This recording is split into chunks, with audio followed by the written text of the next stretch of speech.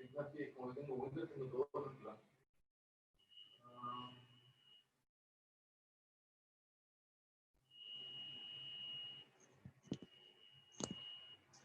No se ve nada.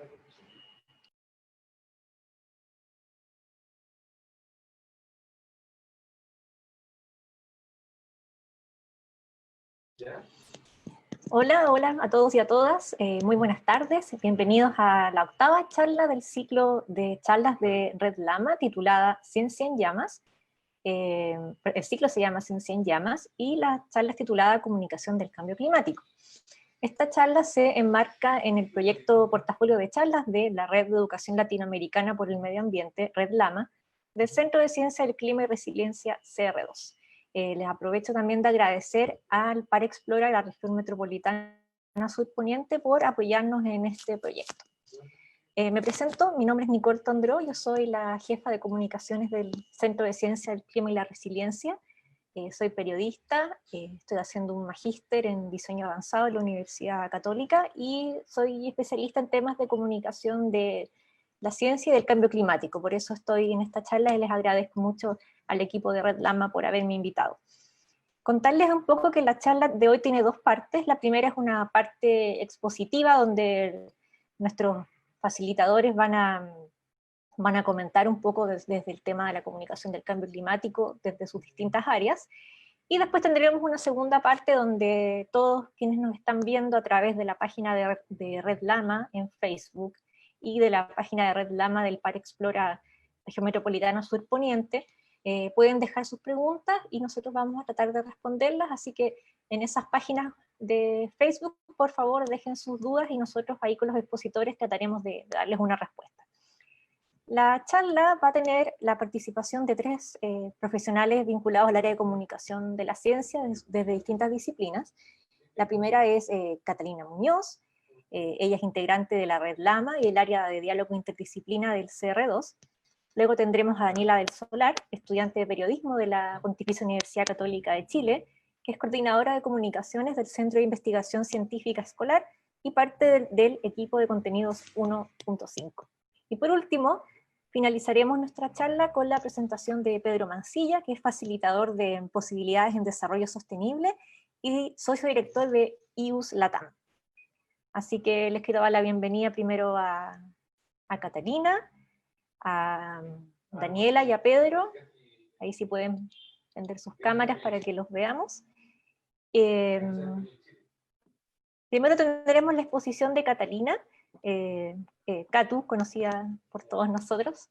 Y si quieres, Catu, puedes contarnos brevemente cuál es un poco tu aproximación al tema del cambio climático, de la comunicación del cambio climático, y de ahí comenzar tu charla para que todos te puedan ver y escuchar.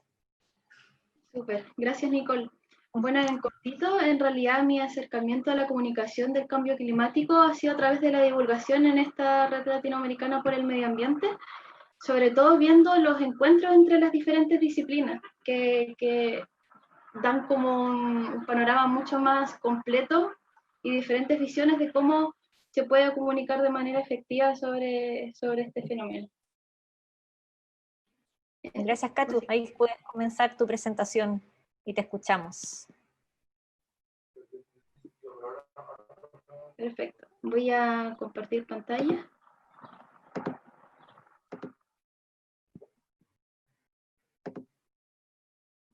Súper. ¿Se ve bien, cierto?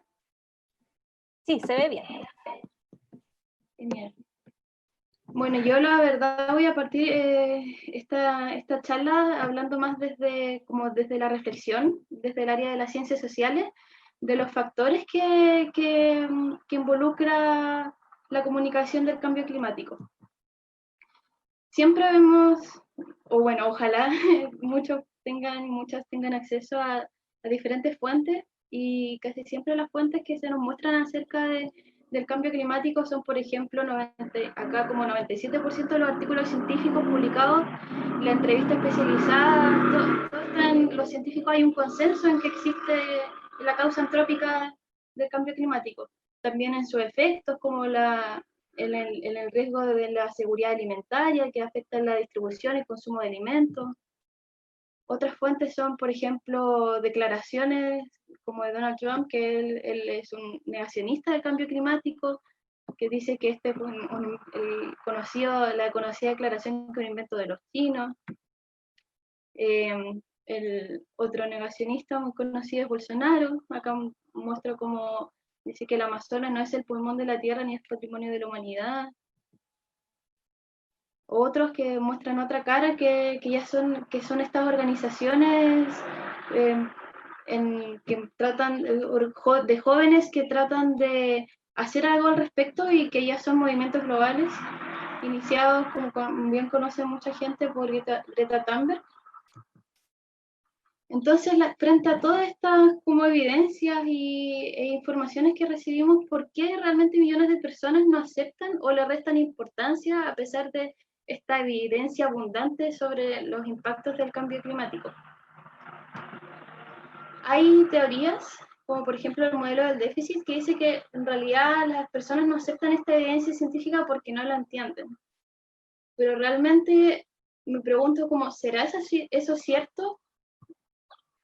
La verdad es que está comprobado que la opinión pública no refleja el consenso científico, ni mucho menos, que a mayor información no garantiza mayor aceptación y que, por tanto, estas estrategias del modelo del déficit fallan al no reconocer los complejos procesos psicológicos y las variables sociales que intervienen en la comunicación del cambio climático. Entonces, debemos tomar en consideración varios factores que inciden al momento de recibir una información sobre el cambio climático. El primer gran factor que me gustaría mostrarles es la percepción. La percepción es el proceso mediante el cual procesamos, valga la redundancia, e interpretamos el mundo a través de nuestros 5 sentidos. Esto es muy importante para comprender el comportamiento humano, ya que cada uno percibe el mundo y responde a los estímulos de manera diferente. Por lo tanto, todas nuestras percepciones suelen encajar con el contexto y con el conocimiento existente, nuestras creencias, entre otros factores. Un ejemplo que les quiero mostrar es un estudio que se hizo en Estados Unidos y Australia en torno a las creencias y preocupaciones sobre el cambio climático, en donde las respuestas de las personas eran influenciadas por cosas aparentemente irrelevantes como la temperatura del día. Es decir, si cuando les preguntaban a las personas en un día que hacía mucho calor, las respuestas tendían a decir que había mayor preocupación por el cambio climático. Así, por ejemplo, podemos responder cuán grave crees que es la contaminación atmosférica según qué tan contaminada está la ciudad en la que vives. Acá me gustaría preguntarte, Nicole, ¿qué es lo que ves? Así, una respuesta rápida. ¿Sí? Lo primero que se te viene a la mente. A ver, ¿qué veo? Veo un cultivo. Uh-huh. Un cultivo puede ser de viñas, algo así. Claro.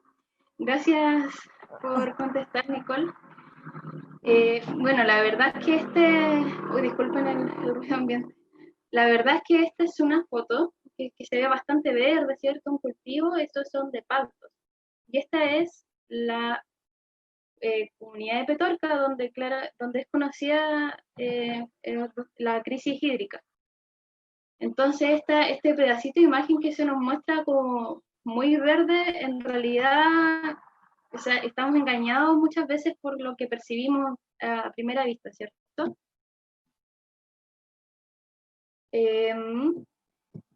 Otros factores que influyen en la comunicación del cambio climático son los tipos de respuestas que no necesariamente favorecen a la solución de que están directamente relacionadas con los procesos psicológicos. La primera es la negación, que es muy fácil, que es cuando las personas niegan las implicaciones asociadas a la aceptación de un problema específico.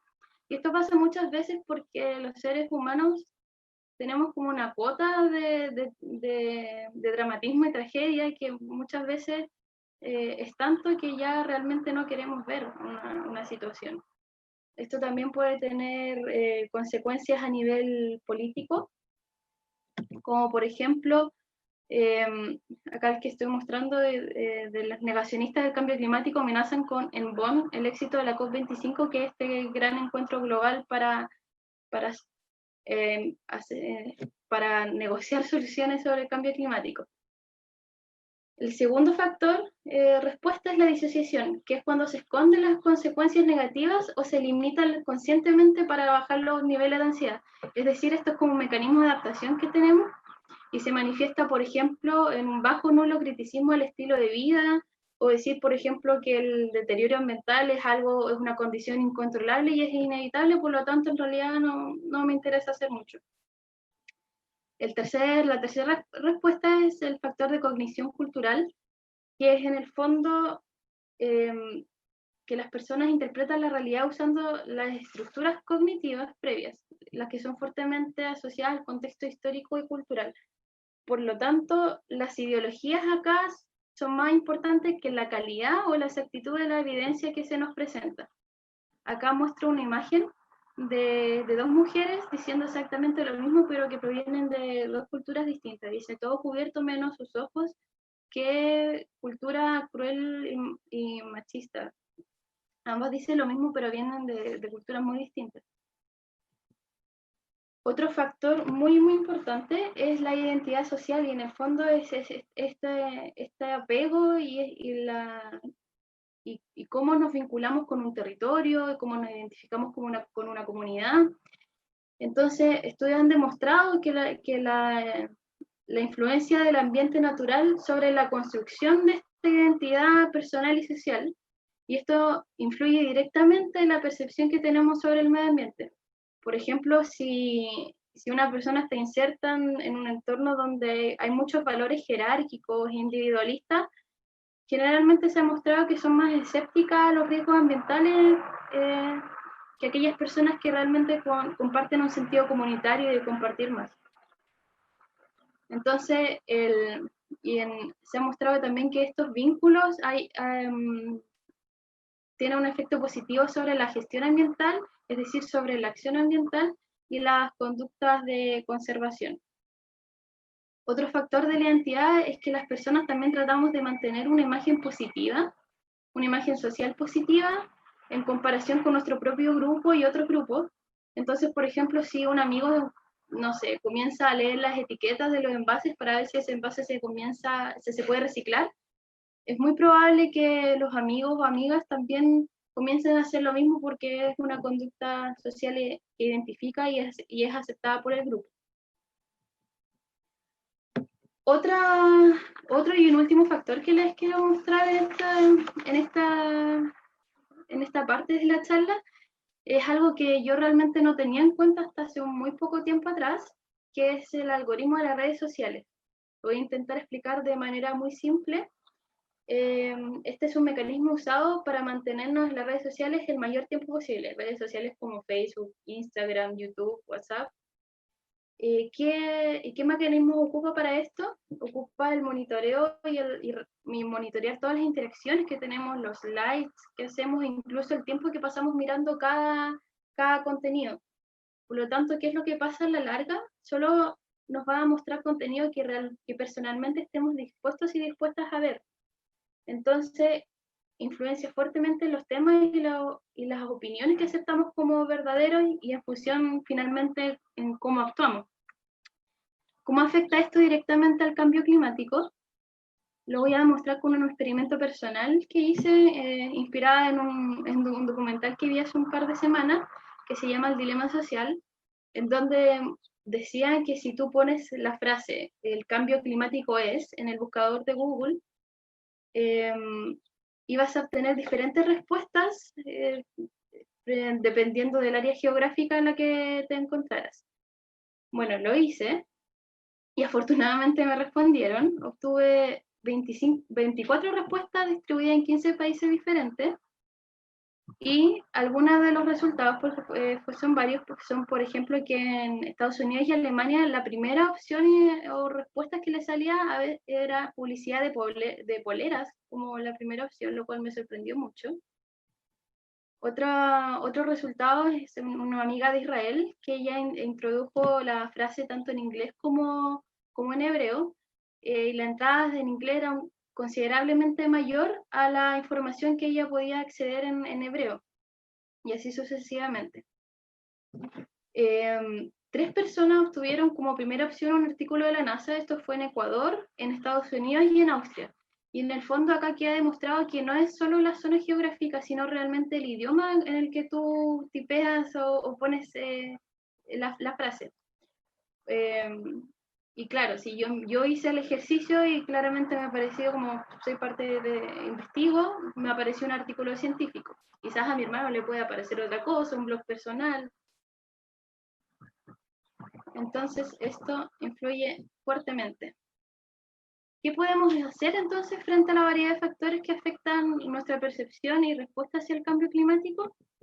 Yo les voy a dar como un puntapié inicial, porque realmente la parte práctica la va a hacer acá mi compañera Daniela, que el framing o encuadre es una práctica que habla de cómo se presenta la información tomando en cuenta los factores psicológicos y culturales que mencioné antes.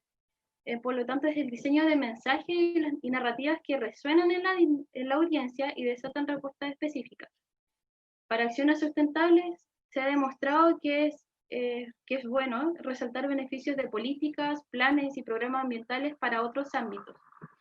También vincular beneficios, valores que son importantes para los grupos que no necesariamente tienen que ver con el cambio climático, sino, por ejemplo, resaltar el progreso económico o la identidad social o los beneficios comunitarios que cierta acción tendría. Para el cambio climático en específico, en el framing o encuadre, más que convencer, lo que se necesita es comprender los distintos sistemas de creencias que conviven en cada sociedad. Por lo tanto, es importante no enmarcar el cambio climático en un mero problema ambiental para impulsar el compromiso público. Un buen enmarque que se ha utilizado es el enmarcarlo en salud pública, como por ejemplo, o también promover mensajes con contenidos motivadores y positivos en vez de solo mensajes aterradores que pueden provocar respuestas como las que mostré anteriormente, en donde se pueden llegar a negar la existencia de este fenómeno.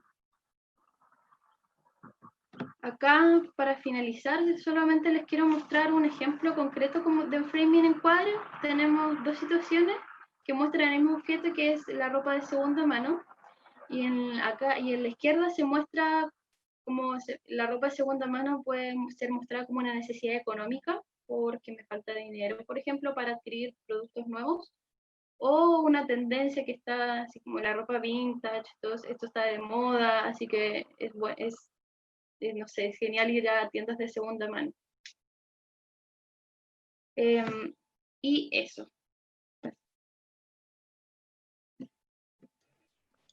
Gracias, Katu. Súper buena tu presentación. Quería aprovechar también este pequeño espacio que tenemos para recordarles que todos los que tengan preguntas, que nos están viendo en este momento, por favor dejen sus preguntas en la sección de comentarios de Facebook, tanto de la página en Facebook del CR2 como del Parexplora Región Metropolitana Sur Poniente. Yo quería aprovechar, Katu, que terminaste tu presentación hablando del framing, justamente porque ese es un modelo que nosotros, por ejemplo, en periodismo, lo estudiamos bastante, y tiene también mucha relación con las líneas editoriales de los medios de comunicación, finalmente. Pero esto también me lleva como a ver el resto de tu presentación y darme cuenta, por supuesto, que no solo hay temas teóricos relacionados a la comunicación, sino que hay mucho más. Hay teorías que tienen que ver con la psicología, hay temas de sociología, antropología, y ahí quería aprovechar de preguntarte ¿qué valor le ves tú en este momento tan complejo que estamos viviendo, con pandemia, cambio climático, todo pasando al mismo tiempo, a la interdisciplina? ¿Qué soluciones o qué focos nuevos nos pueden aportar una visión interdisciplinaria de un problema tan complejo como el cambio climático, y particularmente cómo comunicarlo? Bueno, en este momento, el panorama, como todos saben, es bien complejo, Y la verdad que lo que aporta cada disciplina es como si aportáramos cada uno esto es lo que se arma en mi cabeza, una pieza del puzzle. Disculpe. Entonces, el aporte de la interdisciplina es intentar ir uniendo cada información. Por ejemplo, ahora está muy afectado el tema de la salud mental, producto del encierro.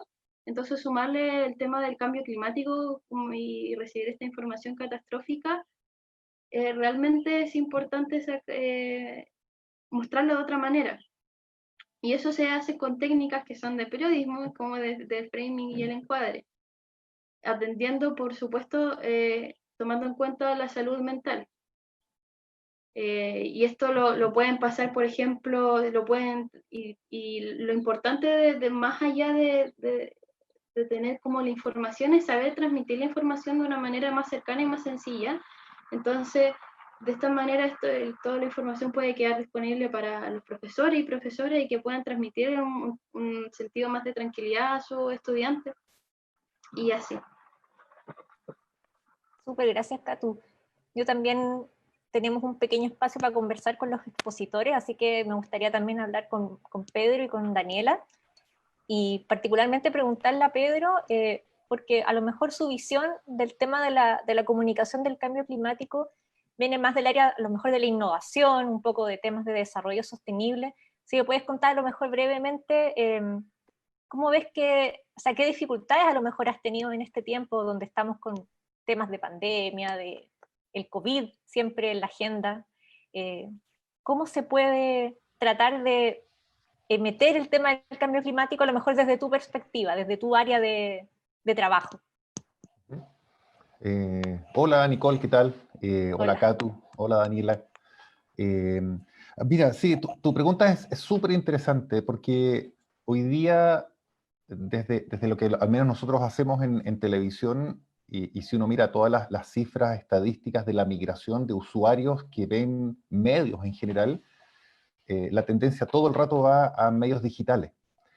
Y los medios digitales probablemente en comparación con los mega canales de televisión o los grandes conglomerados que tienen tremendas inversiones detrás, es todo lo contrario. Es como una forma, una comparación poco extraña de entender para quienes han hecho televisión habitualmente y con líneas editoriales bien definidas y todo lo demás. Aquí tienes una democratización de la generación de contenido, donde cualquier ser humano que tiene un teléfono celular con cámara puede generar un contenido en la línea editorial que estime y variarla permanentemente, condicionándola a su evolución como persona, a lo que le sensibiliza, a lo que le indigna eventualmente. Entonces, y eventualmente algunos de esos personajes, de los miles de millones que están produciendo contenido, le pega de una forma como el palo al gato en términos de que capta cierta audiencia y se transforma en un trending topic o de alguna forma en un personaje que empieza a generar contenido. Si es obviamente sostenible en el tiempo su línea editorial y logra profesionalizar esa gestión, claramente genera una influencia importante en las audiencias. Y ahí hay un tema interesante de cómo se cultiva esa habilidad, cómo se desarrolla, no siendo periodistas o no viniendo del mundo de las comunicaciones, sino que espontáneamente haber tomado un dispositivo y empezar a generar contenido, cómo eso empieza a generar impacto que movilicen cambios. Y es una buena pregunta que yo creo que hoy día nos hacemos desde el punto de vista de las comunicaciones. ¿Cómo incentivar esos buenos ejemplos y cómo también responsabilizarse de estar con una herramienta tan potente que como que no logramos dimensionar la potencia que tiene la comunicación digital? Entonces, yo creo que es materia casi de estudio el asunto. Lo como dice Katu en esa serie que la estamos siguiendo, aparecen este tipo de situaciones donde efectivamente uno no sabe en qué termina el devenir del día, si uno se siente motivado a ir a una marcha porque quiso ir a la marcha o porque siguió una influencer y estaba en un estado de soledad que le hace acercarse a grupos para sentir pertenencia, etc. Yo creo que da para mucho. Y en desarrollo sostenible, un poco respondiendo a tu pregunta, yo creo que quienes ya hemos tomado también el camino de migrar hacia medios digitales, es acercarnos a las conversaciones que le preocupan a las personas, entender que hay dolores, que hay situaciones no solamente ambientales, también sociales, que hay que visibilizarlas, pero también desde un ánimo de inspiración. Yo coincido ahí con la Cato, que uno se puede colgar en la crítica, en este amarillismo que ha sido la tónica en general de los medios de comunicación, para vender más a veces, es como la gran explicación que tienen para poder instalar ese tipo de contenido. Pero cuando uno le pone la inspiración y muestra casos interesantes que están haciendo soluciones, sobre todo desde la ciencia, uno se reencanta y empieza a valorar lo que hay. Y si a eso le agregamos una estética bella detrás, que inspira, mucho mejor. Gracias, Pedro. Sí, justamente es súper complejo para los periodistas, para los medios en general, pasar desde esta perspectiva tradicional como de la crónica roja, siempre mostrar el desastre, lo que al final como vende más, a un mensaje más esperanzador, que en el fondo que es lo que personas como tú plantean al generar contenido sobre cambio climático. Y claro, probablemente hoy para los medios ese no es un mensaje que venda, entre comillas, mucho, porque sigue vendiendo el desastre, los problemas, el osito polar encima del casquete de hielo en el Pero fondo. pero hay una oportunidad acá, ya Sí, que acabamos de tener este plebiscito también. El plebiscito nos hace la pregunta de cómo queremos el modelo de televisión o el modelo de comunicación masiva. En otros países que hemos estado, en Alemania en particular, la Deutsche Welle no funciona así, no funciona bajo el modelo publicitario. Y es muy distinto, porque finalmente es cuál es el tipo de comunicación que queremos o que le hace sentido al país para un desarrollo sostenible de Chile en este caso. ¿Ah? ¿Cuál es el tipo de contenido que necesitamos tener para fomentar la educación? O para despertar el interés por la ciencia, o por acercarse de alguna forma a ser parte de la solución, desde la inspiración. Y eso cambia toda la dinámica, porque cuando los contenidos de los medios de comunicación están teñidos por quien paga, se desbalancea de una forma como la balanza. No, tengo yo creo que... entendido que en otros países, perdón, Nicole, tengo Sí, entendido dale nomás. sí, que en otros países está prohibido poner música dramática o triste cuando se presenta un hecho, entre comillas, objetivo. Y eso no pasa en Chile. O sea, tenemos que plantearnos como esos desafíos y, como dice Pedro, ver cómo realmente queremos modelar el futuro próximo, muy próximo. Sí, de hecho, eso yo creo que nos pegó muy fuerte como país, no tener un canal público de televisión, como mencionaban ustedes, radio pública, nada. Y de hecho se notó muchísimo cuando se vio esta necesidad de mantener a los niños viendo contenidos educativos y no había ningún canal que los ofreciera, y al final los canales tuvieron que improvisar esta señal de TV de Educa en un tiempo récord, y ha funcionado bastante bien. De hecho, me parece mucho que se planea extender hasta diciembre porque ha tenido súper buenos resultados, pero también eso es algo que a lo mejor nos deberíamos empezar a cuestionar ahora con esta oportunidad que tenemos ahora de replantearnos una nueva constitución, un nuevo marco que gobierne nuestro país, así que eso es súper importante. La verdad es que es una reflexión que los comunicadores y muchas personas más deberíamos tener, las personas que hacen negocios también, por supuesto. Bueno, ahora estamos más o menos justos con el tiempo para darle la oportunidad de presentar a Daniela. Daniela, en este momento no quise conversar contigo, pero porque lo vamos a dejar para el final de tu presentación, pero yo creo que tú tienes una visión súper interesante desde el punto de vista de la educación, que ya hemos estado conversando sobre eso. Y bueno, cuéntanos un poco tu experiencia, cómo ha sido esto de comunicar el cambio climático a comunidades escolares, y nada, pues aquí estamos para escucharte. Bueno, sobre todo yo hago más comunicación por redes sociales, eso es como principalmente, me dedico un poco a ver el tema del contenido que va a ir en esa comunicación y eso, y más bien a difundir los resultados de ciertas comunidades escolares, más que comunicar directamente a las comunidades. Ya, perfecto. Pero es una forma de comunicación Por supuesto. que está muy extendida hoy, así que súper interesante conocer tu experiencia desde esa área que a lo mejor, por ejemplo, para mí es un poco más lejana. Así que si tienes una presentación y la quieres compartir con nosotros, genial. Sí, enseguida.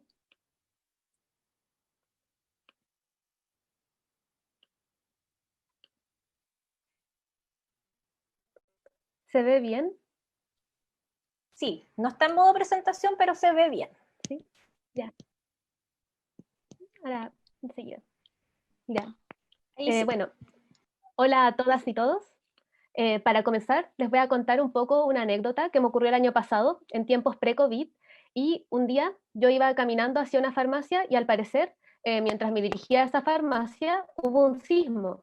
Yo la verdad es que no sentí ese sismo, pero cuando entré a la farmacia, la persona que atendía y un cliente estaban hablando de ese tema y la persona que atendía le comentaba al cliente que estaba temblando mucho últimamente, a lo que el cliente respondió muy seguro y muy confiado que estos temblores tan frecuentes eran culpa del cambio climático.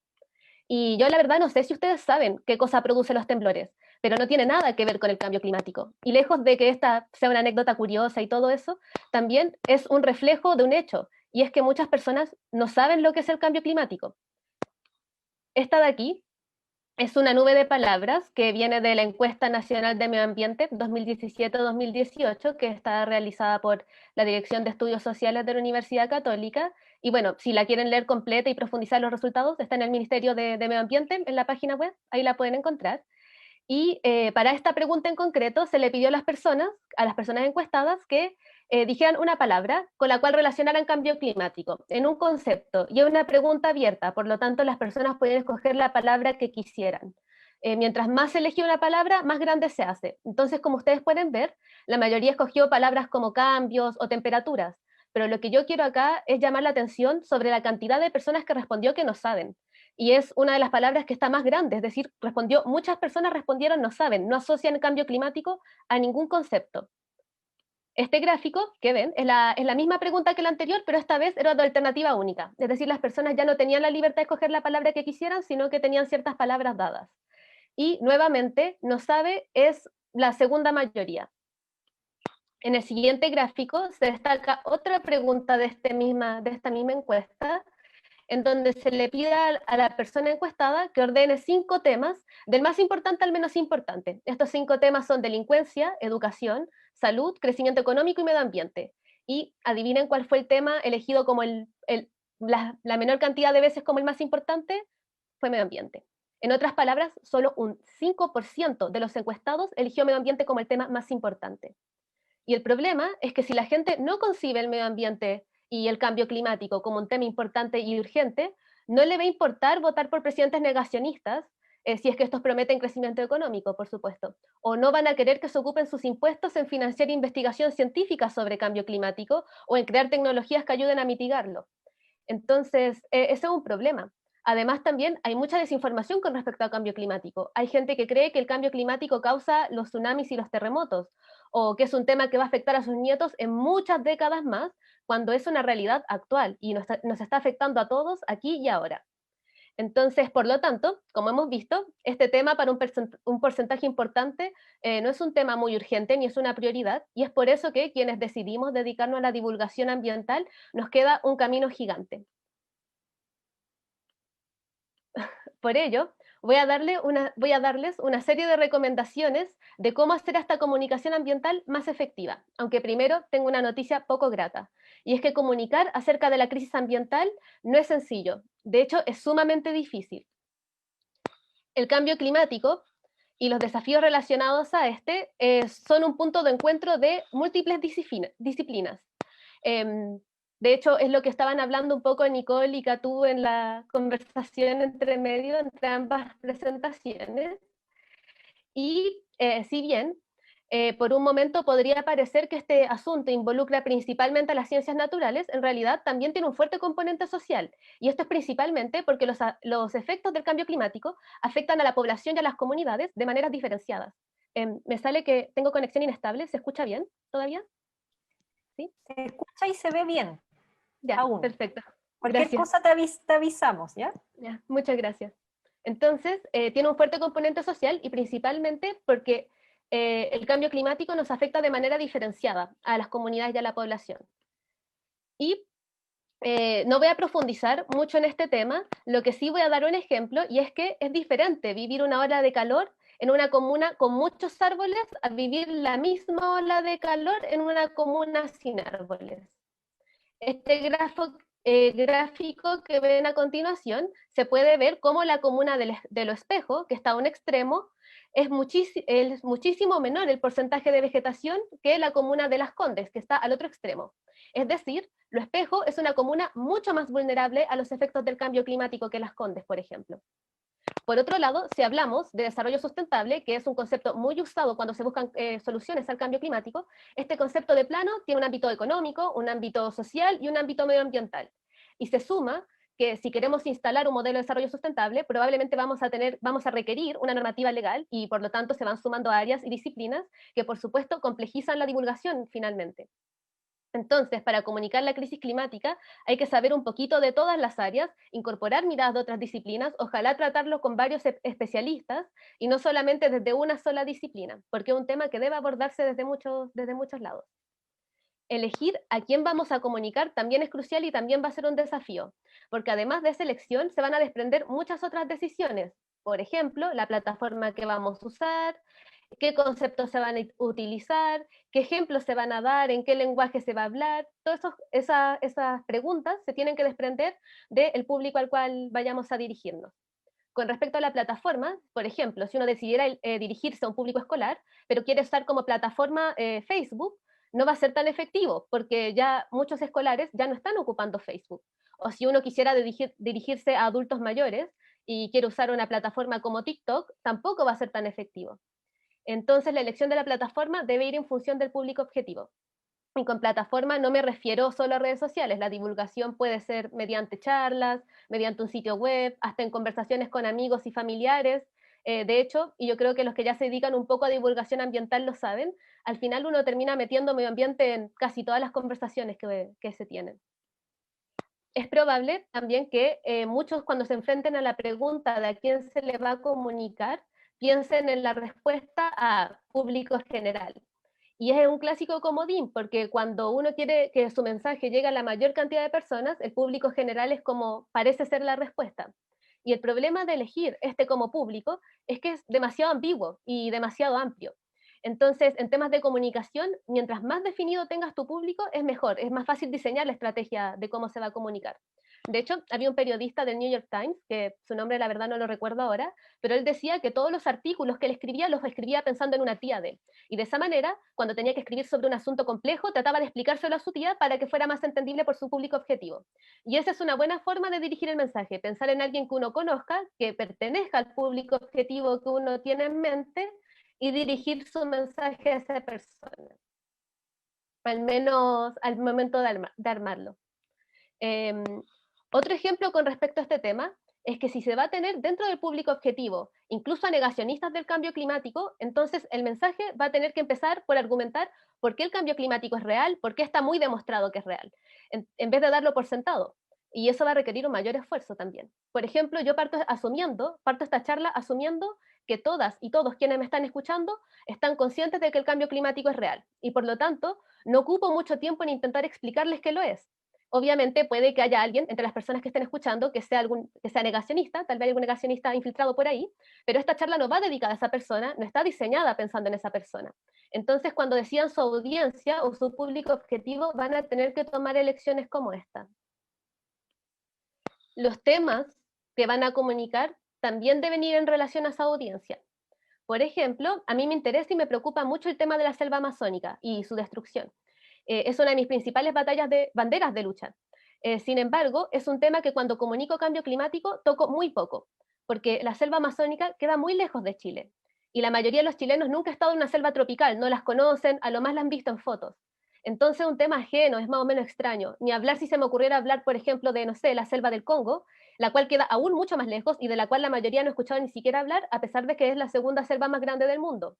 Entonces, por la lejanía que tienen estos temas, cuando hablas de ellos, la mayoría de las veces la respuesta no es muy favorable. Es decir, las personas responden, oh, qué pena, y se encogen de hombros, pero no llegas realmente a esas personas, no llegas a su sensibilidad, no las tocas en ese sentido.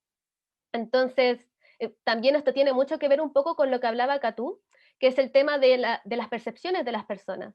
Entonces, también, si uno elige un tema, por ejemplo, una sequía, habla sobre sequía en un día lluvioso, vas a tener menos llegada también. Entonces la selección del tema también tiene que ir en función del público y un poco de qué esté pasando en ese minuto también, de qué temas puedan llegar más a esas personas.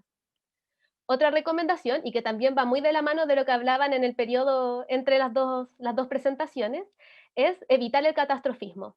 Y yo no sé si las personas que estén viendo esta charla ven mucha tele, pero usualmente en los noticiarios, cuando se habla de cambio climático, se pone música de fondo, una canción como media apocalíptica, y se ocupan titulares tipo científicos dicen que el mundo se va a acabar en 10 años, o cosas así. Y el tema es que si bien es cierto que el cambio climático es un tema urgente y es sumamente alarmante, a gran parte de la población el catastrofismo y el pesimismo los hace quedarse quietos, más bien los inmoviliza. No sé si les ha pasado que tienen muchas cosas que hacer y se sienten abrumados y en vez de hacer todo lo que tienen que hacer, prefieren tomar una siesta, limpiar la casa, revisar redes sociales por una hora. Bueno, algo así les pasa a las personas con el cambio climático. Y es que cuando el escenario se muestra muy pesimista, las personas también se abruman y con justa razón, creo yo. Entonces, el problema de eso es que eso causa que las personas prefieran quedarse sin hacer nada, o no las personas en general, pero hay ciertas personas que prefieren quedarse sin hacer nada, incluso dejar de informarse al respecto, y eso es peligroso. También, esto va muy de la mano de lo que habló también Katú en la presentación anterior, sobre el tema de la negación y la disociación. Por eso, mi última recomendación es que hay que comunicar entregando soluciones.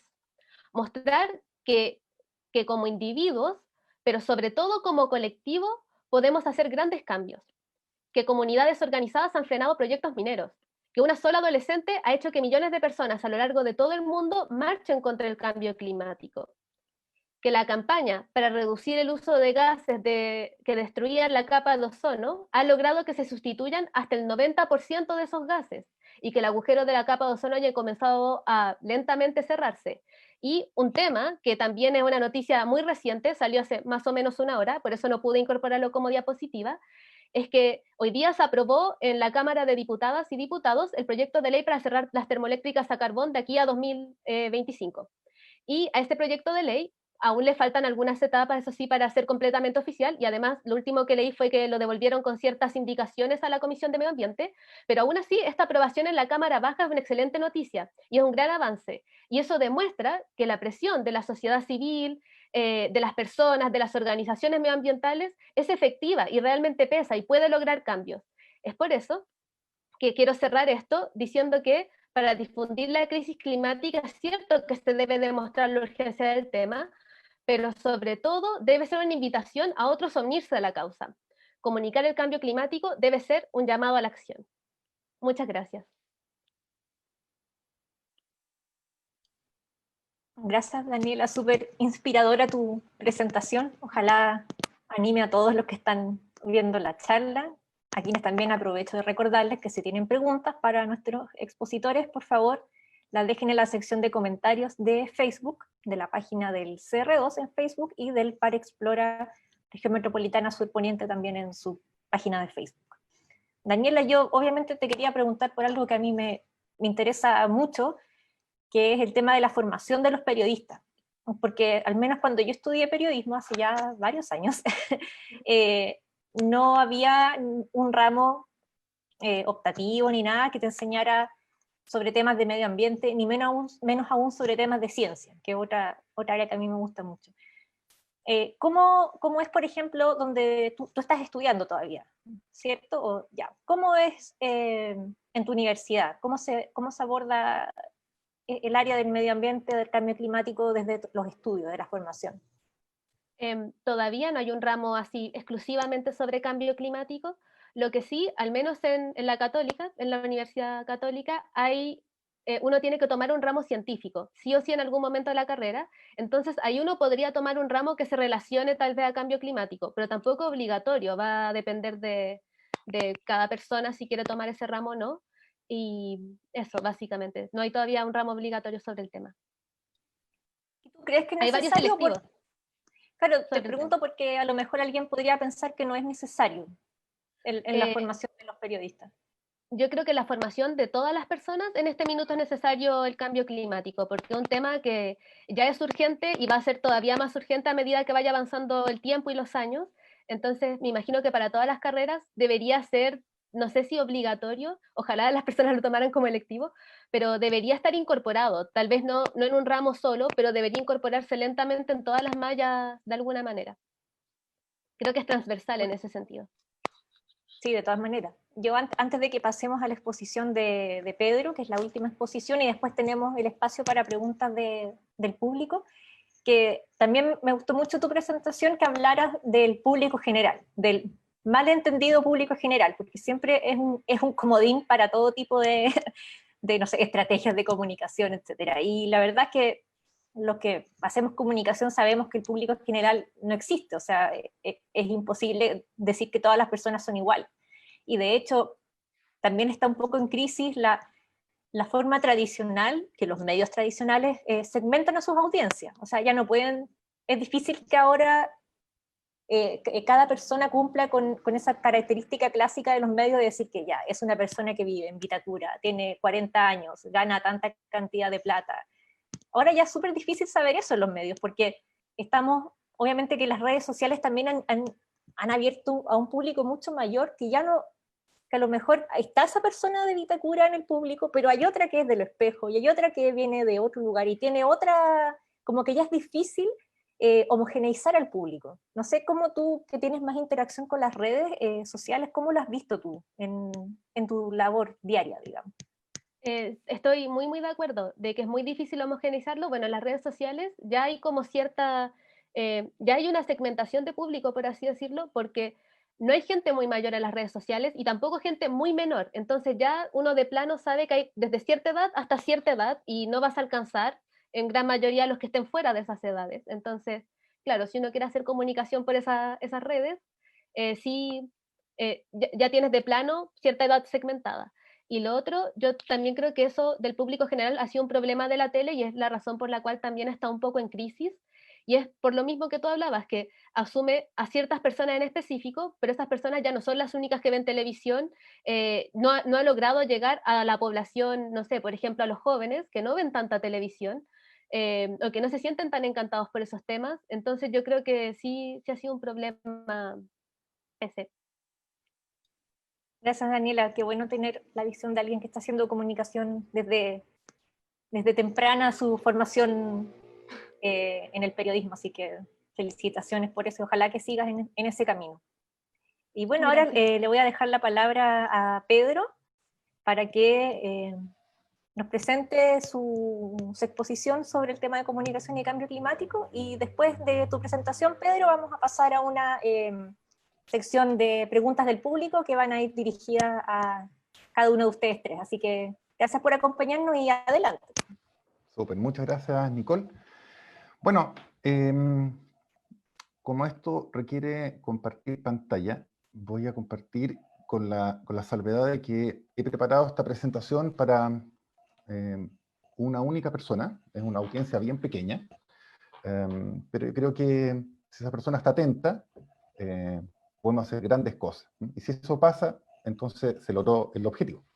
Entonces, ¿por qué estoy aquí? Estoy aquí porque me han invitado a compartir algunas experiencias que hemos estado desarrollando y para compartir también esa experiencia, solo como antesala, esta es como la imagen que Hollywood nos ha vendido, de que viene una amenaza fuera del planeta y de que en algún minuto va a llegar, pero como son tan fantásticos, los norteamericanos llaman a unos personajes que le denominan los héroes, y una vez que cumplen la misión ponen la canción nacional de Estados Unidos y como que nos refuerzan de que solo ellos pueden solucionar este pastel, ¿ya? No obstante, obviamente, eso genera también una despersonalización del compromiso que cada uno de nosotros tenemos. Si a ellos les va bien, fantástico, pero si a ellos no les va bien, estamos todos en un problema serio. Y el cambio climático hoy día tiene una cosa bien particular, de que no contamos con un Bruce Willis y un equipo tan profesional como estos pirquineros espaciales, sino que de alguna forma contamos con todos nosotros. Y todos nosotros estamos hoy día viendo Netflix y los super documentales que nos inspiran. Y dicen, oye, salió un documental maravilloso, veámoslo, y como que estamos comiendo palomitas de maíz tranquilamente mientras el cambio climático aparece. que es muy distinto de la imagen del asteroide que de alguna forma nos debería movilizar bastante rápido, ¿ya? Es curioso, ¿eh? Es una pregunta. Entonces, aquí hay un primer dilema interesante que tiene que ver con la libertad de elegir, ¿eh? De decidir sobre todo, de si soy un observador o actúo. Es un dilema bien especial. Soy espectador en la tribuna deportiva de lo que están haciendo los jugadores en la cancha. Estoy criticando o me voy al ecobarrio a compartir experiencias de huertos comunitarios o a limpiar residuos en una playa. Son dilemas que aparecen en el observar o actuar. Entonces vamos a conversar un poquito de eso. Yo me voy a presentar. Mi nombre es Pedro Mancilla, mi principal profesión en la vida es ser papá, tengo 4 hijos, 3 están ya más grandes y me queda uno más chiquitito que está en el colegio todavía, y lo que hacemos habitualmente es salir a hacer caminatas, nos gusta ir a lugares naturales, aquí estamos a los pies del volcán Osorno, somos de familia sureña, mi familia es de Valdivia, y parte de lo que yo hago, lo hago también desde una agencia de innovación que se llama IUS Latam, donde fortalecemos capacidades de acción en escenario de cambio climático. Cuando lanzamos esta compañía, todos nos miraban locos, nos decían que no íbamos a tener ningún cliente, que no le íbamos a vender a nadie, y nosotros, afortunadamente, nos tapamos los oídos y seguimos adelante porque creíamos de que sí había personas que podían trabajar con nosotros. Principalmente hacemos una articulación multisectorial entre algunos países que están haciendo cosas diferentes a las que hacemos en Chile y viceversa, y también con algunos países de Centroamérica como Costa Rica que nos encanta, ¿ya? Acá voy a pasar rápidamente esta porque es la parte más fome de la presentación. Tenemos alguna alianza por aquí y por allá. Conocimos al CR2, que son grandes amigos, y Redlama, con cuales estamos ahí colaborando y inventando mundos. Hacemos cosas que tienen que ver con la consultoría, desarrollo de emprendimiento, sistemas de innovación, trabajamos harto con el gobierno y con varios gobiernos en esto que es fortalecer estas capacidades de mirar la sostenibilidad como una cultura. Y parte también, así en resumen, para que entiendan las cosas que hacemos, son procesos de innovación abierta. Esta imagen que ven en pantalla es de las ciudades de Puerto Montt y Puerto Vara, que básicamente están creciendo a una tasa muy grande, se van a convertir pronto en lo que sucedió con La Serena y Coquimbo, y esa construcción desmedida hace que los residuos de la construcción, que es la principal industria que contamina en Chile, quedan en algún lugar que no es el vertedero porque no recibe los residuos. Entonces nos pidieron ayuda en el desafío de qué es lo que iba a pasar al 2030 cuando estas dos ciudades se crearan. Y hemos estado desarrollando empresas que se hacen cargo de los residuos en la región, en un polo de innovación súper interesante. Esas son parte de las conversaciones que hacemos con el gobierno, con las empresas, con las universidades, con la ciudadanía. Conversando se inventa el mundo. Este es parte del equipo de IUS Latam, y desde el equipo de IUS Latam lo que hacemos, por ejemplo, uno de los proyectos se llama Desafío 2030, es un programa de televisión, entiendo que por eso también estoy aquí en la conversación. Desafío 2030 es un programa que viaja por el mundo trayendo buenas prácticas de sostenibilidad y de innovación hacia el cambio climático. Y vemos básicamente proyectos interesantes que limpian aguas de ríos, que ocupan la ciencia, que orquestan ecosistemas de innovación, etc. Hemos creado hace muy poquito una academia que tiene que ver con la sostenibilidad. Desarrollamos un juego didáctico que se llama Voz Futuro, es un juego parecido al Catán, pero es de cambio climático, muy entretenido. Y el proyecto que nos roba el corazón y del cual les voy a hablar hoy día se llama Viaje con Sentido. Bueno, Viaje con Sentido tiene que ver un poco con la narrativa de lo que hemos estado viendo con las consecuencias del cambio climático y cómo se afectan a los animales que históricamente son portadas porque están en peligro de extinción. Muchos de estos animales son bellos, son preciosos, pero como este, por ejemplo, la vaquita marina, quedan 30 ejemplares. Yo creo que quedan bastante menos desde que se tomó esta infografía, lo que nos genera, en cierto sentido, una indignación, como decía Catalina, nos molesta, pero siguen apareciendo y probablemente estas imágenes nos llenan de desagrado el darse cuenta que fue por una acción humana el que sucedió. Y claro, uno mira las imágenes y dice, pucha, pero ¿qué puedo hacer si están tan alejados de mí? Son animales que a veces ni siquiera están en Chile. Y nosotros, bueno, lo que hicimos fue empezar a mirar esto como una oportunidad. junto con las grabaciones que hacemos para el programa de televisión en Desafío 2030, nos gusta ir a lugares interesantes donde han hecho proyectos que tienen un impacto, pero también nos gusta grabar y mirar otras situaciones que pasan cercano, por ejemplo, a los centros turísticos.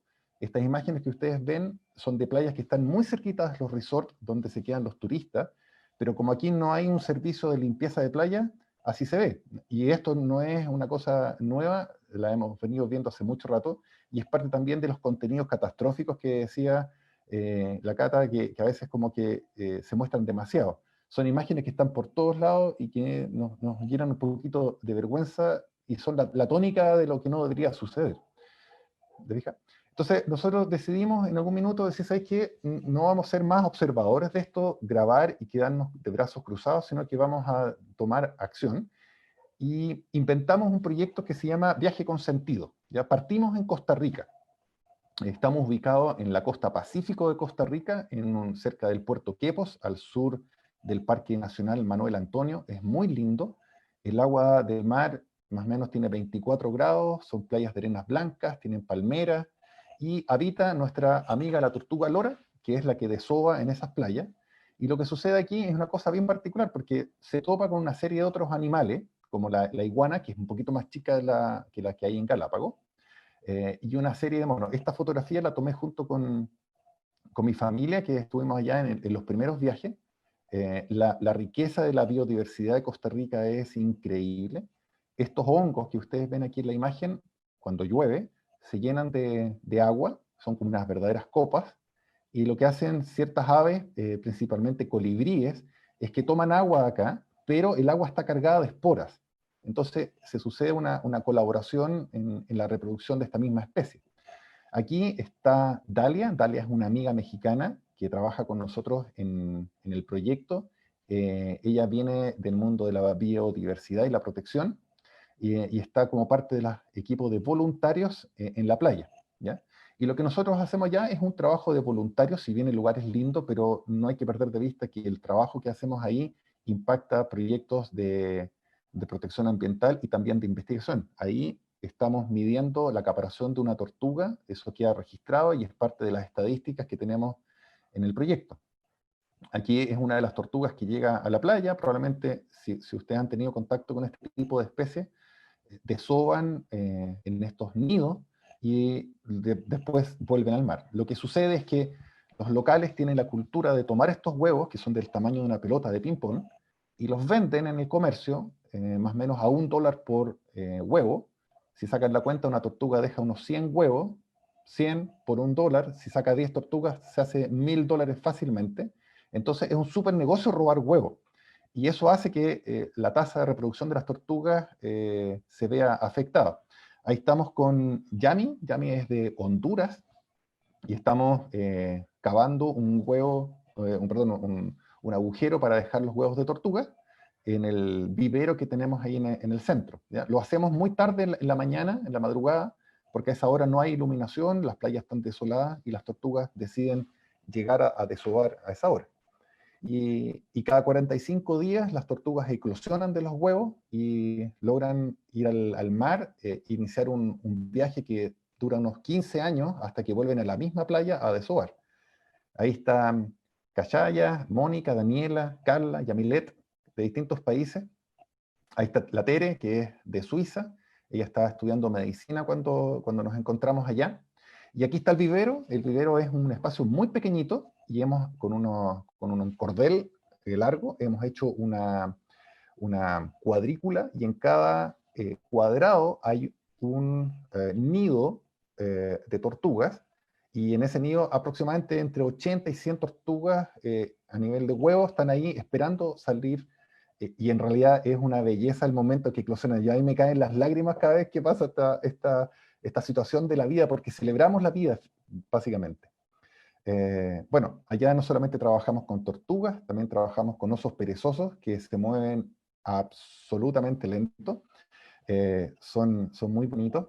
Aquí pasa también un fenómeno de que los locales encuentran a una madre con alguno de los bebés y toman al bebé, son adorables y los venden. $400 cuesta un bebé de oso perezoso Y ese fenómeno de separar a la madre de su cachorro hace que el cachorro va a morir a las 2 o 3 semanas por falta de alimento y la madre muere descarnadamente de pena. Esa es mi interpretación a veces. Entonces, lo que hacemos es monitorear dónde están y estar dándole seguimiento y controlar un poco que eso no suceda. Aquí voy a poner un poquito, un breve video. Este oso lo captamos justo arriba del vivero con un teléfono celular. Roberto se subió, que tiene más habilidad de subirse arriba de los árboles que yo. Y están ahí interactuando. Son muy bonitos. Y saben que como llueve tanto en Costa Rica y está absolutamente quieto arriba del árbol, el pelaje le empiezan a salir como cierta vegetación, como moho, y se camufla. Entonces es muy difícil verlos cuando están arriba del árbol. ¿Ya? Es parte de lo que le pasa. Y bajan una vez al año a bañarse. Aquí hay otro perezoso que lo pillamos, que había bajado. Bajan 2 veces al año para reproducirse o para ir a bañarse.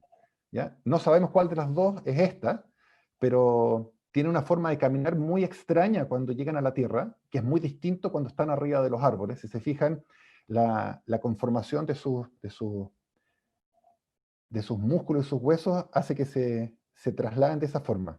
Y tienen una curiosidad que las manitos tienen una facilidad para cerrar, pero no para abrir, distinto a nosotros que tenemos los tendones y los músculos diseñados para apretar cuando tomamos con las manos. Ellos no, ellos les cuesta abrir, están siempre enganchados ahí.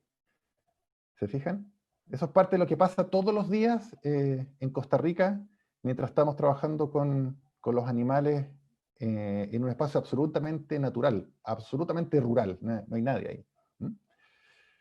Bueno, ahí está Roberto, es parte del equipo, él es biólogo de profesión, es uno de los biólogos más expertos en Costa Rica en este tipo de hábitat.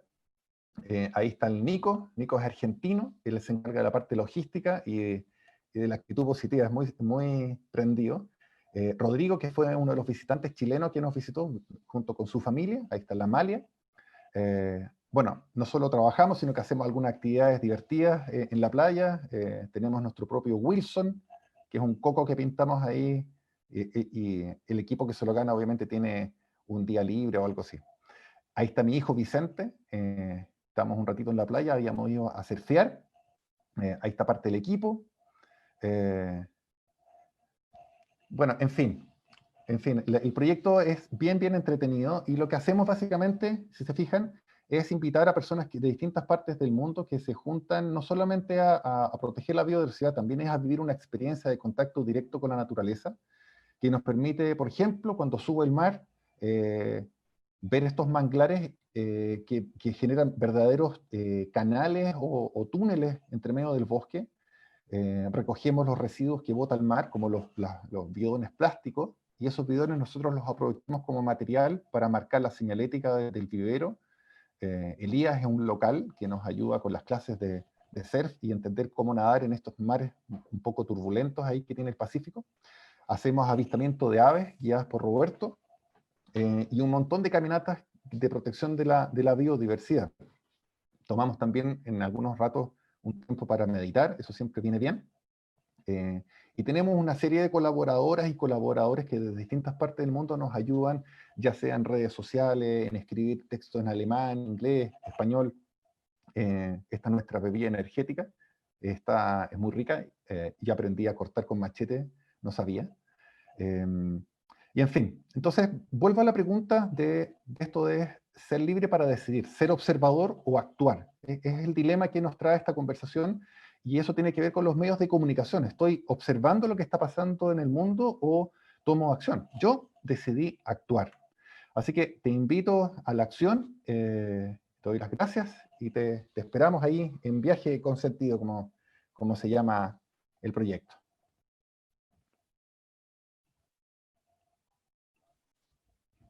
Eso es, Nico, parte Gracias, de lo que Pedro, por me tu pidieron. presentación.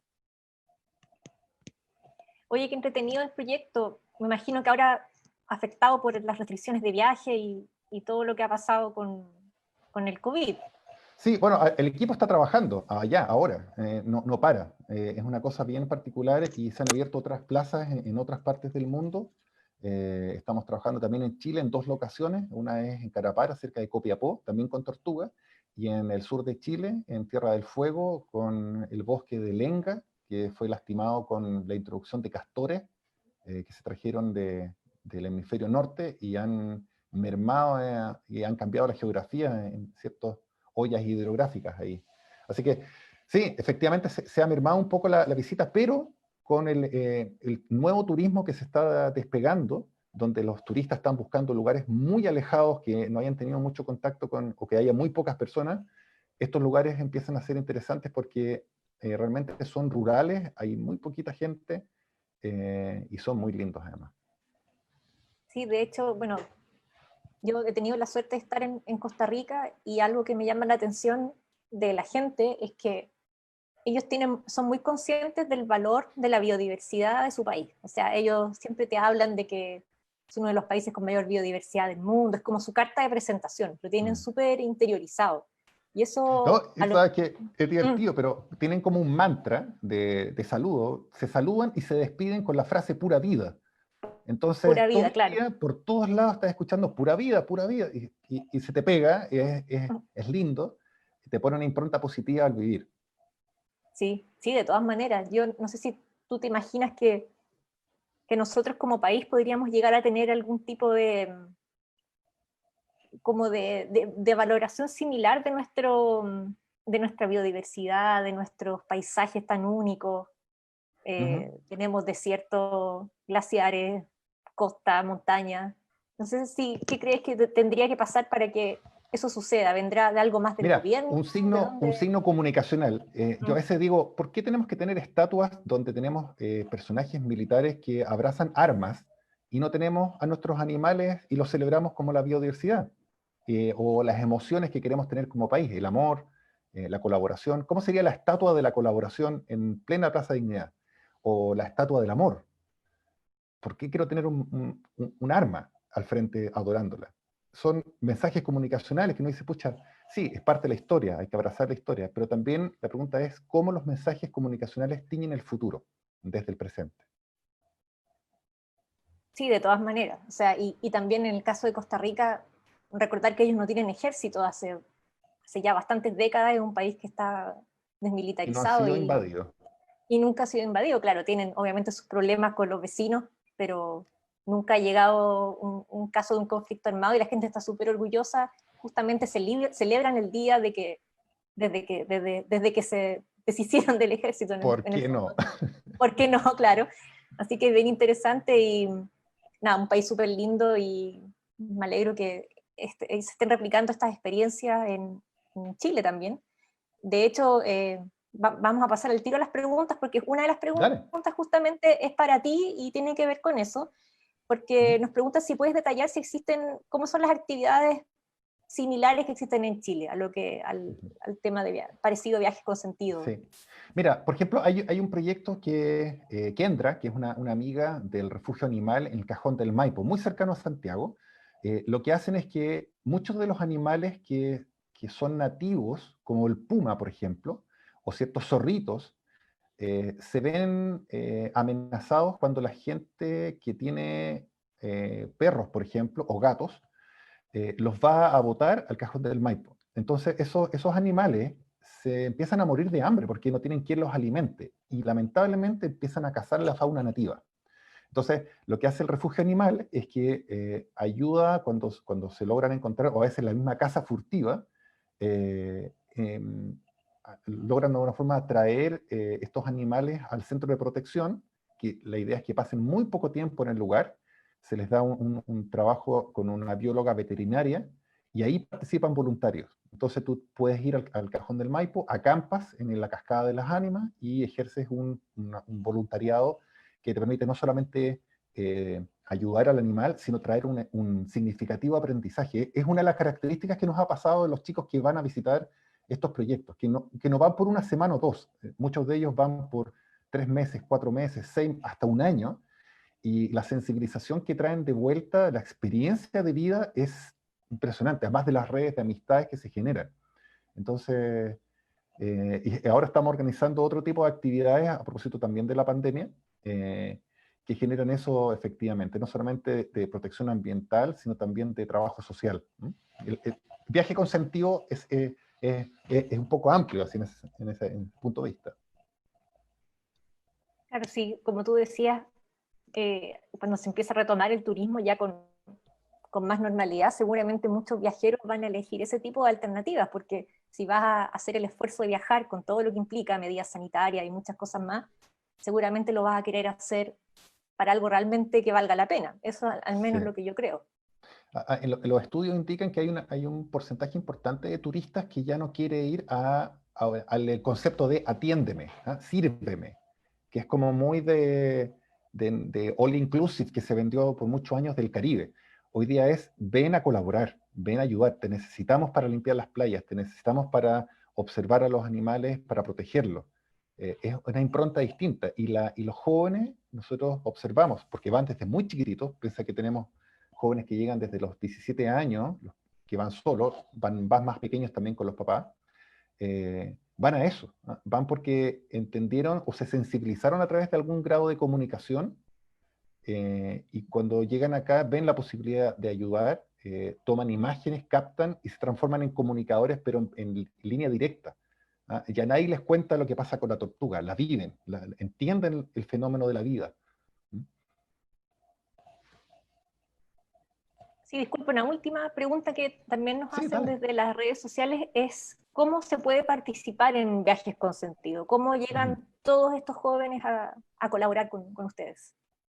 Bueno, yo les voy a dejar aquí, en la página web, que lo voy a poner aquí nuevamente para que lo tengan, están todos los puntos de contacto. Eh, Pueden escribirnos a viajesconsentido.org, estamos en Facebook, estamos en Instagram también. Hay un equipo que está participando y hay muchas actividades distintas en las cuales pueden participar. Las comunicaciones son súper importantes y muchas veces como que si tienes la posibilidad de viajar fuera de Chile, genial, pero si no puedes viajar, hay maneras de colaborar. Y aquí los talentos son súper necesarios. Si alguien es bueno para la fotografía, genial. Si a alguien le gusta escribir, mejor. Si te gustan las relaciones públicas, si te gusta la investigación, si quieres aprovechar este espacio como para generar una vivencia, para mezclar el mundo científico con la observación en terreno, si quieres llevar a un curso. Nosotros tenemos chicos que vienen de Canadá en orden de 300 jóvenes en distintos grupos antes de la pandemia, y van a hacer sus trabajos de investigación allá, de España, de Alemania, de Bélgica. Chile ha sido bien tímido en ese sentido, y como que el voluntariado aquí en Chile es más de la onda de techo para Chile, como ir a ayudar a las personas pobres que necesitan que les construyamos una casa. Y en el viaje de voluntariado hacia animales y biodiversidad, yo creo que está recién comenzando en Chile ese estilo. Así que hay oportunidades para todos ahí. Gracias, Pedro. Muchas gracias por tu experiencia. Yo creo que a muchos les va a interesar y hacer clic este viaje con sentido. Sí, definitivamente. Y aprovecho también de pasar a otra pregunta que ahora va dirigida para Daniela y también para la Catú. Y nos preguntan, ¿cuál creen que es el público objetivo? Estábamos hablando de las audiencias hace un rato, que es más difícil de abordar para hablar de cambio climático. No sé si quiere empezar la Daniela y de ahí Catú. Ya, al menos para mí, el público objetivo más difícil de abordar creo que son las y los negacionistas, aquellas personas que niegan que existe el cambio climático. Creo que es el más difícil para mí. Mi postura al respecto creo que es escoger bien las batallas que uno va a luchar. Yo creo que si una persona no sabe sobre cambio climático y uno le puede explicar, y a través de esa explicación y de aprender sobre el tema, podría cambiar su opinión, yo creo que es una batalla que vale la pena luchar y que está bien explicarle y darse el tiempo de comunicarle al respecto. Pero siento que hay algunos negacionistas que a veces, ya sea por intereses personales o por personalidad, no estoy muy segura cuál será la causa detrás de eso, que no están dispuestos a cambiar su opinión bajo ningún tipo de argumentación. Que están como que se rehúsan un poco a creer en el cambio climático, a entender que es algo real, que es algo urgente, y creo que tal vez es una batalla perdida de antemano, y que tal vez no vale mucho la pena lucharla, que puede ser un poco una pérdida de tiempo y tal vez bastante frustrante. Entonces eso, es un poco mi postura al respecto. Bueno, por mi parte, yo creo que el público objetivo más difícil es el sector público. Dentro de este mismo sector hay, como dice Daniela, hay negacionistas, pero no solo eso, y digo que el sector público por varias razones. Uno, porque se manejan tiempos muy diferentes. En el sector público se está siempre respondiendo a la emergencia, a la coyuntura, todo es para ayer.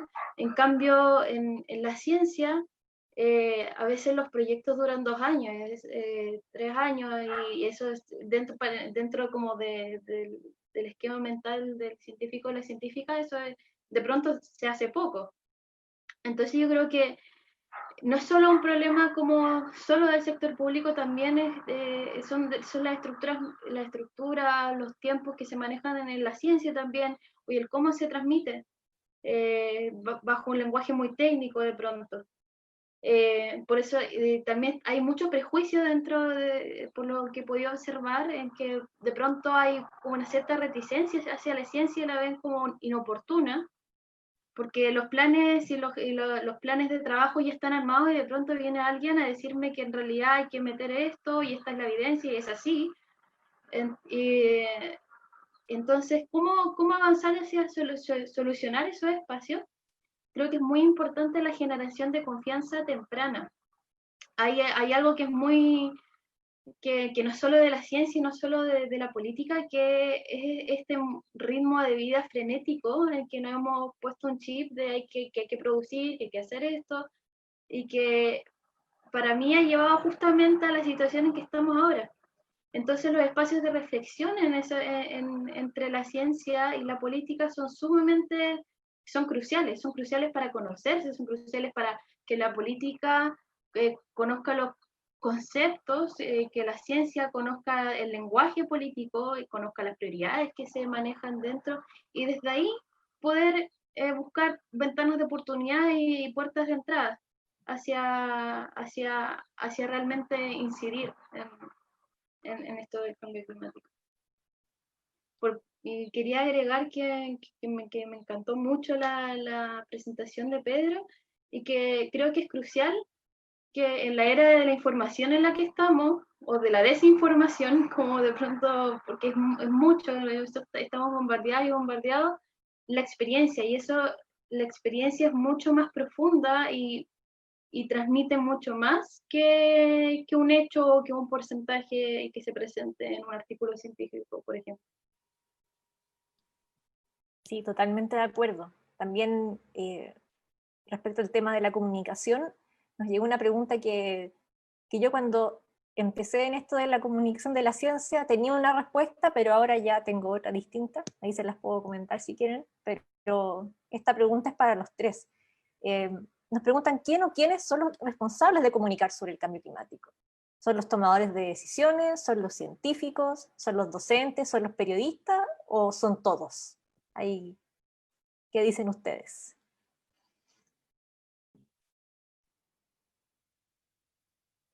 No sé si quién quiere partir, pero puedo hacerlo yo. Dale, Daniela.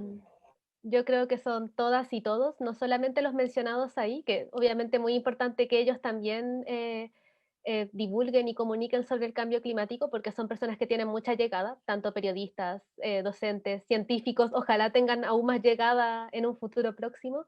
Creo que todas y todos debemos comunicar, también personas común y corrientes, porque todos tenemos, aunque sea un pequeño público, por así decirlo, ya sea nuestros mismos familiares, nuestros mismos amigos en las redes sociales.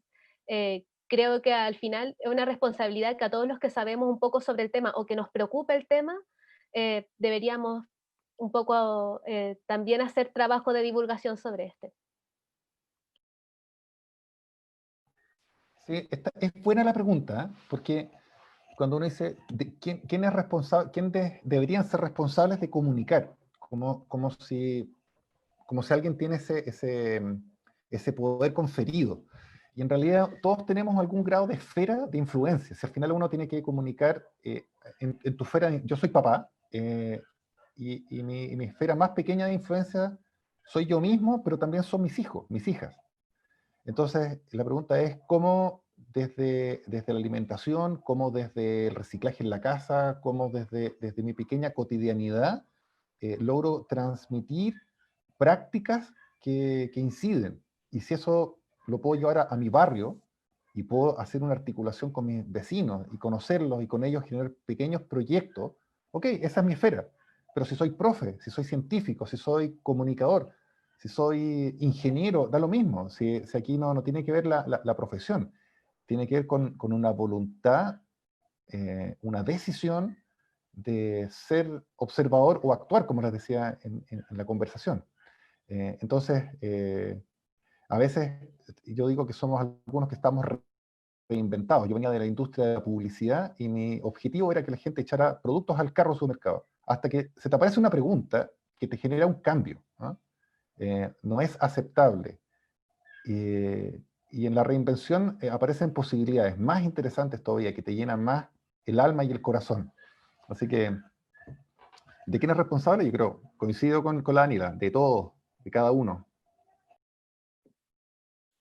Bueno, frente a las completas respuestas de acá que ya presentaron, creo que lo único que me queda por agregar es reconocer, y lo voy a poner en las palabras que conozco bien, es reconocer la interdisciplina dentro de cada una y cada uno. Yo, Catú, no soy solo antropóloga, como dice Pedro, no soy mi profesión, sino que también me interesa mucho, por ejemplo, el área de la danza y por ejemplo, cómo puedo partir por casa en realidad.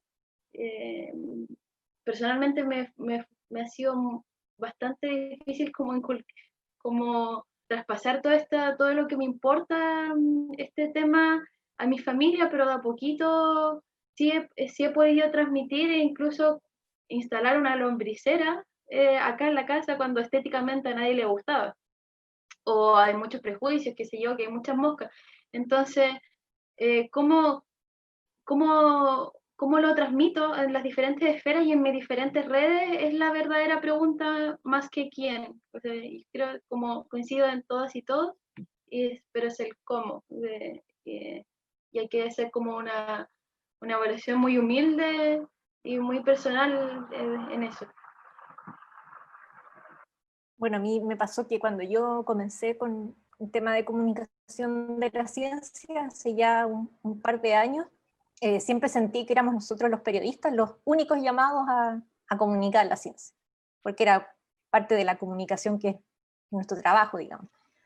Pero con el tiempo me fui dando cuenta que en realidad eso era una visión súper limitada de lo que es la comunicación, más aún en un contexto donde el cambio climático es un problema súper complejo y que una sola visión, una sola disciplina no es capaz de abordar el problema en sí completo, digamos. Entonces, creo que al final la respuesta sí es todos y de todas las formas posibles, como dice la Catu, de todas nuestras distintas áreas, incluso internas de nuestras distintas formas de ser que tenemos, eso al final es lo más valorable, de todo lo que nos Oye, yo gusta sé que hacer. estamos con el tiempo cortito, pero yo Sí, quiero agradecer a Red Lama por la posibilidad de traer estas conversaciones. Yo creo que le hacen bien al país, le hacen bien a las comunidades sintonizar con las conversaciones que nos importan. Así que muchas gracias por la invitación.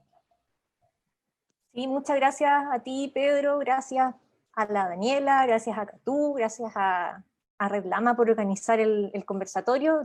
De verdad estamos con el tiempo bien justo, así que además de darles las gracias a ustedes, darles las gracias por la conversación y por sus exposiciones súper entretenidas, queríamos invitarlos a que sigan participando de las charlas de Red Lama y de todas las actividades que hay de divulgación de la ciencia, y darles unos anuncios que tenemos por ejemplo, para el día de hoy, a las 6:30, si les interesa el tema también del cambio climático y de los riesgos climáticos, se va a realizar un conversatorio a las 6:30 con la investigadora del CR2, Laura Gallardo, que fue también directora del CR2 durante mucho tiempo, durante unos 6 años más o menos. Esto se va a transmitir a través del Facebook Live del Departamento de Geofísica de la Universidad de Chile, así que ahí pueden encontrar toda la información si lo quieren ver a las 6:30, se pueden inscribir o lo pueden ver a través del mismo Facebook Live de Geofísica. Y otro anuncio que tenemos para darles es sobre el proyecto Ciencia Ciudadana del Plan Explora Sur Poniente, región metropolitana, Surponiente, perdón, que los invita a participar en esta encuesta ciudadana metropolitana por el agua. Es muy interesante porque se ha construido de forma colectiva entre profesionales, estudiantes, habitantes de más de 22 comunas de la región metropolitana, que tienen algo en común, están motivados por conocer más de las problemáticas relacionadas al agua, principalmente la sequía en el caso de la región metropolitana. Y para participar, la verdad es que solo se les pide mucha motivación y tener la boleta de agua a mano. Ahí ya ustedes van a saber más de qué se trata cuando entren al sitio web www.explora.cl/rm surponiente. Ahí van a saber de qué se trata esta encuesta ciudadana. Y bueno, por último, invitarlos a visitar el sitio web de Red Lama, que es redlama.cl, y del CR2, que es www.cr2.cl, y obviamente todas las páginas, redes sociales donde Red Lama y el CR2 comunican todas sus actividades. Y bueno, gracias nuevamente a los expositores, a Catú, Daniela, Pedro, y gracias a todos los que nos vieron hoy. Los esperamos en otra actividad interesante de Red Lama y también del CR2. Que estén muy bien, saludos. Gracias a ti, Nicole. Gracias a ti, Nicole.